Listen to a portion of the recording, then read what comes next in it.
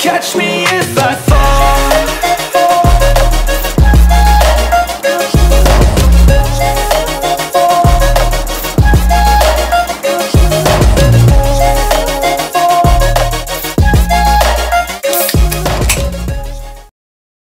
Bonjour à vous tous, chers abonnés. Aujourd'hui, on va retourner en enfance avec Angela Ladebrouille et puis je vais inaugurer cette nouvelle playlist Mandy Télévoir. Effectivement, c'est un dessin animé qui m'a marqué dans mon enfance parce que Angela Ladebrouille raconte l'histoire venant d'une bande dessinée à l'origine, un petit garçon nommé Angelo qui est un préadolescent de 11 ans au début de la série, mais qui, comme son nom l'indique, devait être un ange, mais qui va être tout le contraire. Mais c'est gentil. Il fait surtout ça pour lui-même, sa survie. Enfin, c'est qu'il pense. Donc, ça serait un dessin animé qui, déjà par son nom, on voit que il essaie de nous faire une petite blague en nommant les personnages Angelo, alors que tout se fait ange.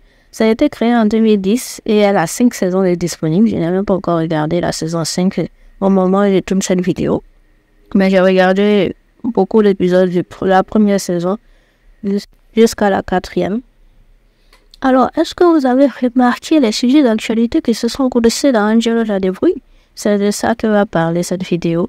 Et c'est vraiment super parce que ça fait que même si on a dépassé l'enfance, on peut regarder Angela Ladebrouille parce que c'est très subtil.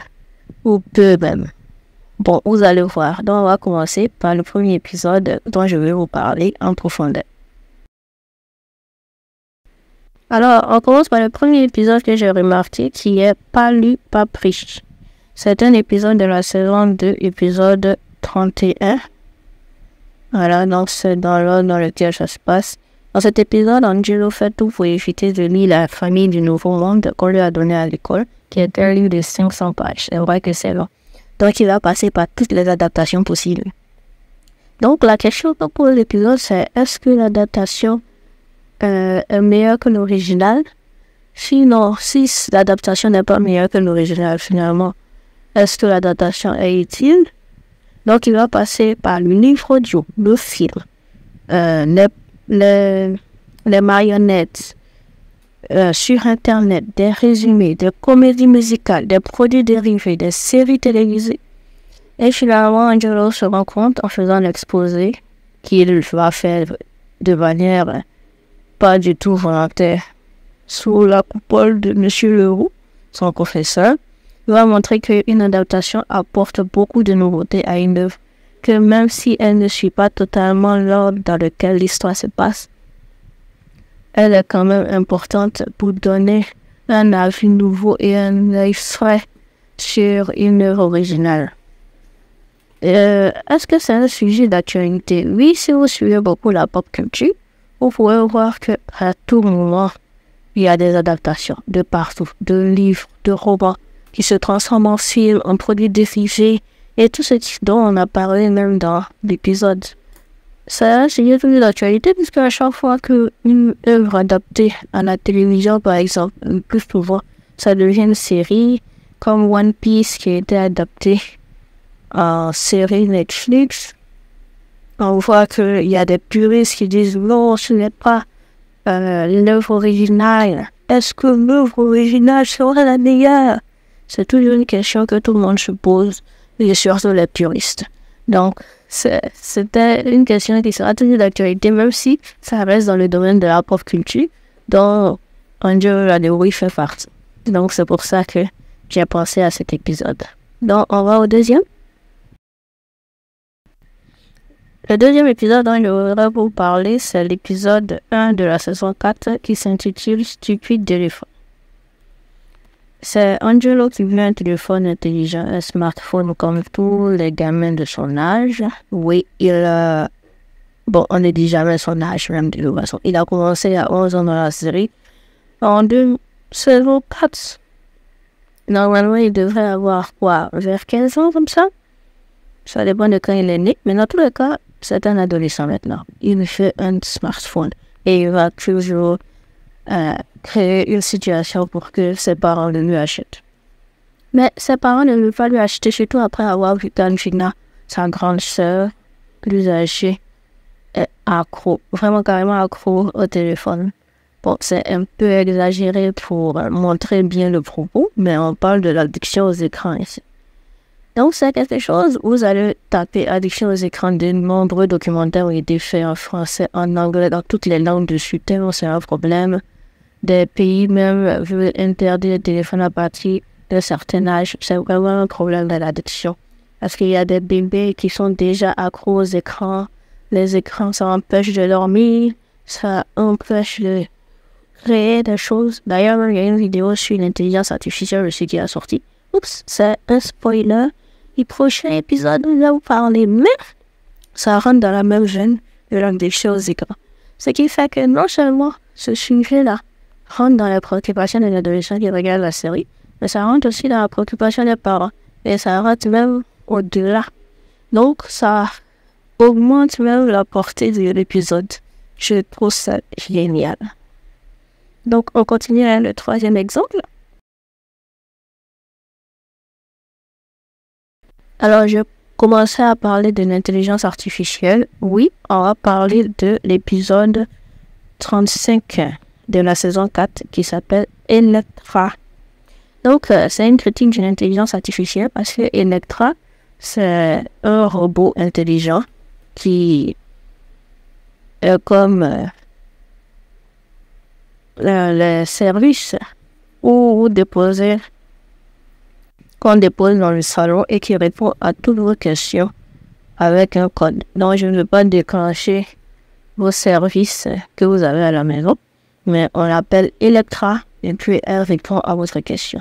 Donc, c'est totalement exagéré comme dans l'esprit de la série. C'est fait pour que le message arrive très vite. Donc, le père d'Angelo va être totalement accro à cette nouvelle machine.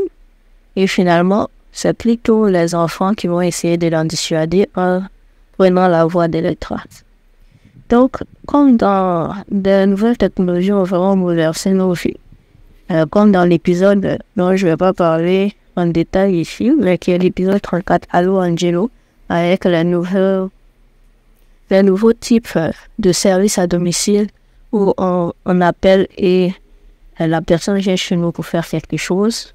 C'est juste l'épisode d'avant. Donc, ça prouve que la série est dans l'air du temps.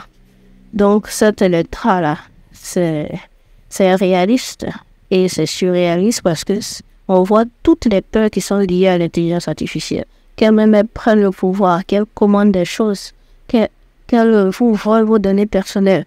Voilà, donc, on va parler dans la grande vidéo qui a sorti sur l'intelligence artificielle, le droit, mais déjà, il y a des dessins animés, surtout la saison 4, c'est vraiment quelque chose qui m'avait un peu conseillé avec la série.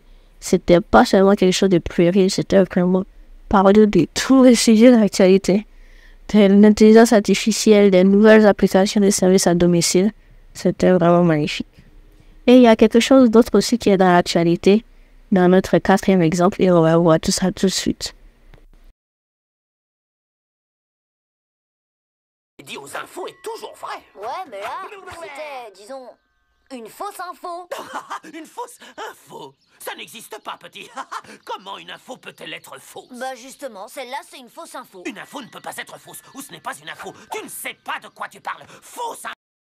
Alors, le quatrième exemple, c'est l'épisode Fausse Rumeur, la saison 4, épisode 43. Donc, c'est dans cet épisode, encore dans l'air du temps, où les fake news prennent une grande place. Finalement, on ne sait plus qu'est-ce qui est une bonne info, qu'est-ce qui est une fausse information. Donc, on parle de la mécanique de la peur, parce que ici, Angelo et ses amis vont mettre sur les réseaux sociaux que dans un parc, il y a des loups qui sont bien vivants, qui vont venir manger les gens. Donc, on va voir toutes les conséquences de cette fausse information. Carrément, il y a une séquence assez cocasse que nous allons mettre ici, où finalement, M. Leroux n'est plus sûr qu'il apprend vraiment l'histoire qui a existé à ses élèves. On voit que la présentatrice météo ne sait même plus si c'est vraiment un soleil. Qui est-ce le soleil? Est-ce que le soleil se lèvera demain? Finalement, Cathy, la vendeuse des gâteaux, ne sait plus si c'est un gâteau ou bien c'est du plastique. Elle ne peut en être sûre. Donc, carrément, ça rentre même la théorie du complot. Et ça rentre totalement dans de la saison où elle est sortie vers 2016-2017. Et on voit vraiment que ça rentrait totalement dans... Maintenant, il y avait des documentaires, des débats à la télé sur la fausse information. Qu'est-ce qui est vrai, qu'est-ce qui est faux? Est-ce que la science est un complot fait par d'autres personnes? Je ne sais pas. Donc, c'était vraiment incroyable. Ça a explosé les rires quand j'ai vu cet épisode. C'était vraiment bien trouvé. Maintenant, il y a un bonus qui va venir juste à la fin. Juste après ça, après les extraits qui vont passer. Et puis, on se retrouve pour une nouvelle année parce que ça sera la dernière vidéo de l'année. Oui, mais vous allez retrouver ça très vite parce que le 1er janvier, il y a une vidéo qui va sortir. Chut. Donc, apprêtez-vous, abonnez-vous surtout, likez et partagez cette vidéo. À ceux qui ont déjà regardé Angelo la débrouille ou bien pour faire découvrir. Voilà, donc vous pouvez regarder même toute la saison 4 parce que c'est là même qu'il y avait beaucoup d'épisodes qui étaient vraiment très cocasses et en lien avec l'actualité. Voilà, donc merci beaucoup les autres soutiens et bonne année, bonne fête à vous. À l'année prochaine, dans très peu de temps, au moment où je vais mettre cette vidéo en ligne, j'espère. Merci beaucoup, abonnez-vous, merci.